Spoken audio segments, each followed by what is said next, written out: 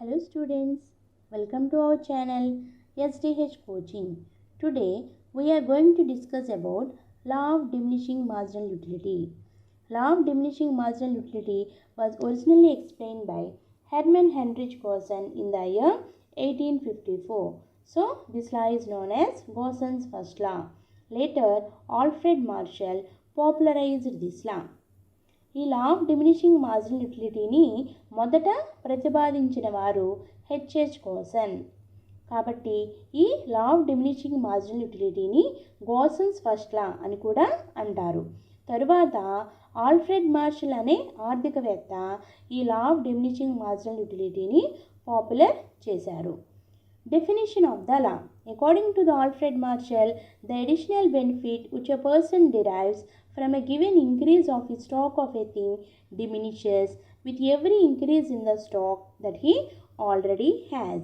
That means when a consumer is continuously consuming a commodity, then the additional benefit that particular person or that particular consumer derives, that means gets, will diminish. Diminution means reduces.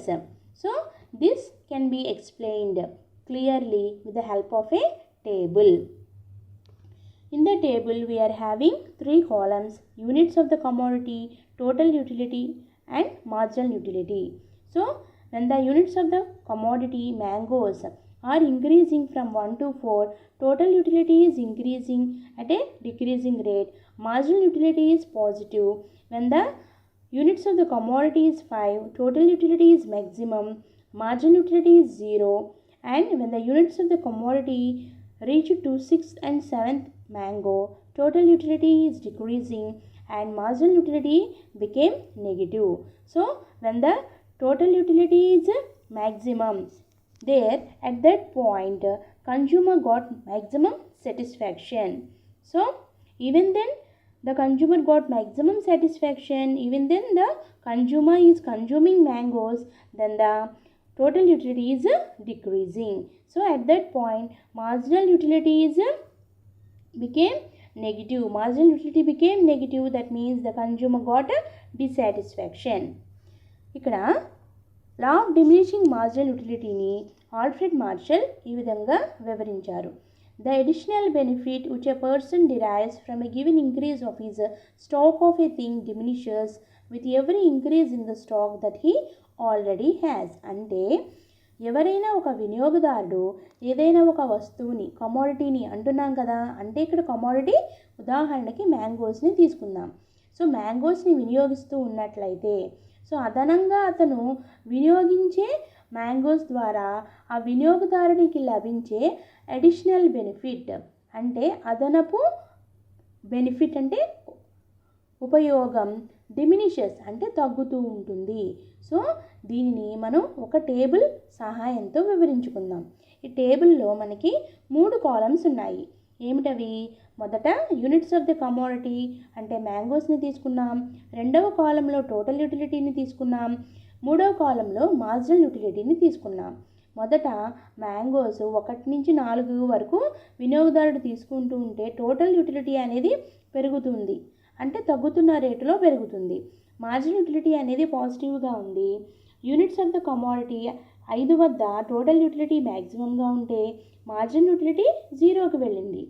Units of the commodity mangoes 6, 7 వద్ద total utility అనేది డిక్రీజింగ్గా ఉంటే, అంటే తగ్గుతూ ఉంటే marginal utility అనేది నెగిటివ్గా ఉంది.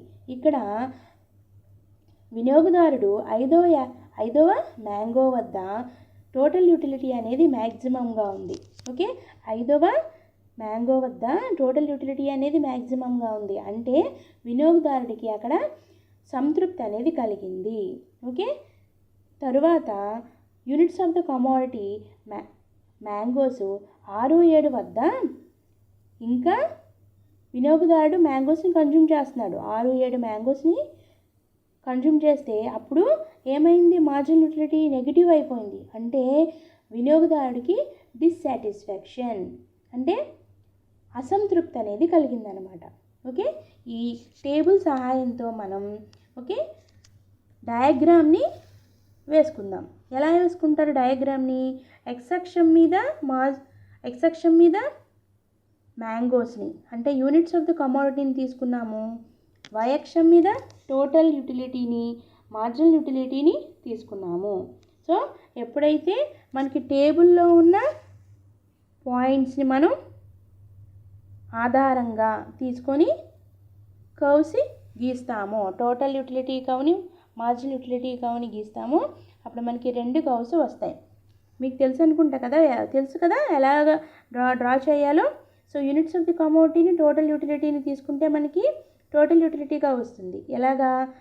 1 వద్ద 30, 2 వద్ద 45, 3 వద్ద 55, 4 వద్ద 60, 5 వద్ద 60, 6 వద్ద 55, 7 వద్ద 45.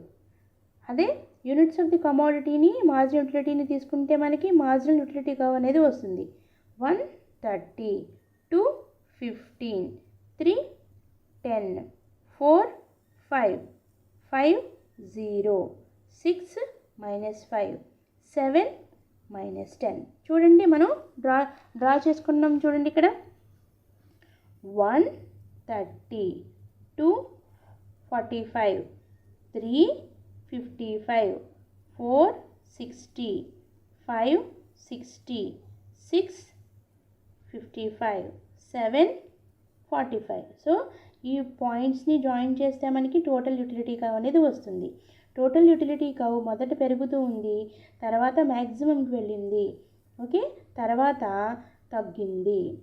తర్వాత మార్జినల్ యూటిలిటీ కర్వ్ని తీసుకుంటే మార్జినల్ యూటిలిటీ కర్వ్ 130, 2, 15, 3, 10, 4, 5, 5, 0.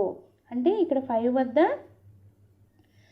0 ఉంది, అంటే మార్జినల్ యూటిలిటీ 0 అయ్యింది. మార్జినల్ యూటిలిటీ 0 అయింది. 5వ మ్యాంగో వద్ద మార్జినల్ యూటిలిటీ 0 అయింది. 6వ మ్యాంగో వద్ద మార్జినల్ యూటిలిటీ -5గా ఉంది. 7వ మ్యాంగో వద్ద మార్జినల్ యూటిలిటీ -10గా ఉంది. ఈ పాయింట్స్ని మనం జాయిన్ చేసుకుంటే మనకి మార్జినల్ యూటిలిటీ కర్వ్ అనేది వస్తుంది. మనం డయాగ్రామ్ డ్రా చేసిన తర్వాత తప్పకుండా మనం ఎక్స్ యాక్సిస్ మీద, వై యాక్సిస్ మీద ఏం తీసుకున్నాము అనేది మనం తప్పకుండా రాయాలి, మర్చిపోకూడదు రాయడం. ఎక్స్ యాక్సిస్ మీద ఏం తీసుకున్నాం?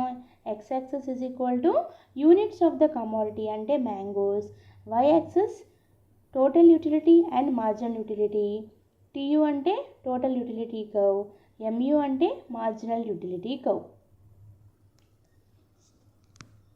Here, with the help of the table, we will draw the diagram. So, how we have to draw TU curve and MU curve? We have to take the help of units of the commodity and total utility in order to draw the total utility curve. So, 130, 245, 355, 460, at point 5, 60, at point 6, 55, at point 7, 45. So we have to consider these two tables in order to draw the total utility curve. Next, we have to take the units of the commodity column and marginal utility column in order to draw the marginal utility curve. So what we have to take? 130, 215, 310, at point 4, 5. At point 5 we have to take 0. At point 6 we have to take -5.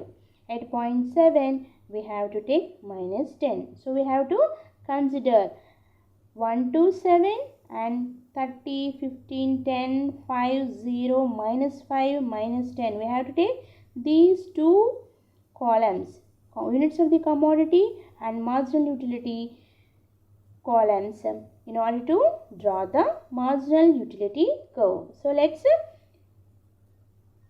explain the diagram. So as I already explained how we have to draw the total utility curve and marginal utility curve. On x-axis we are taking units of the commodity, that is mangoes, and on the y-axis we are representing total utility and marginal utility. So if you join these points, we will get the total utility curve, and if you join these points, we will get the marginal utility curve. So how? As I already explained you. So we have to take the help of these two columns, units of the commodity and total utility column, to draw the total utility curve. Units of the commodity and marginal utility we have to consider to draw the marginal utility curve. So then we will get the total utility curve and marginal utility curve. So after drawing the diagram, you have to write what you are taking on x-axis and y-axis. That is, on x-axis we are representing units of the commodity, that is mangoes. Y-axis we are representing total utility and marginal utility. TU means total utility curve, MU means marginal utility curve. So in the diagram, total utility curve is increasing and it reached maximum, and after that it is total utility curve is decreasing. Okay, so if you take the marginal utility curve is decreasing. Okay, marginal utility curve is decreasing. At point 5, marginal utility became 0. So even then the consumer is consuming mangoes. At point 6 and 7, marginal utility became negative. So that means the consumer got dissatisfaction.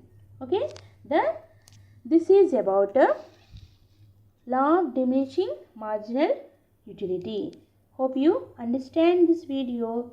If you like my explanation, please share, comment and subscribe. Thanks for watching. Have a nice day.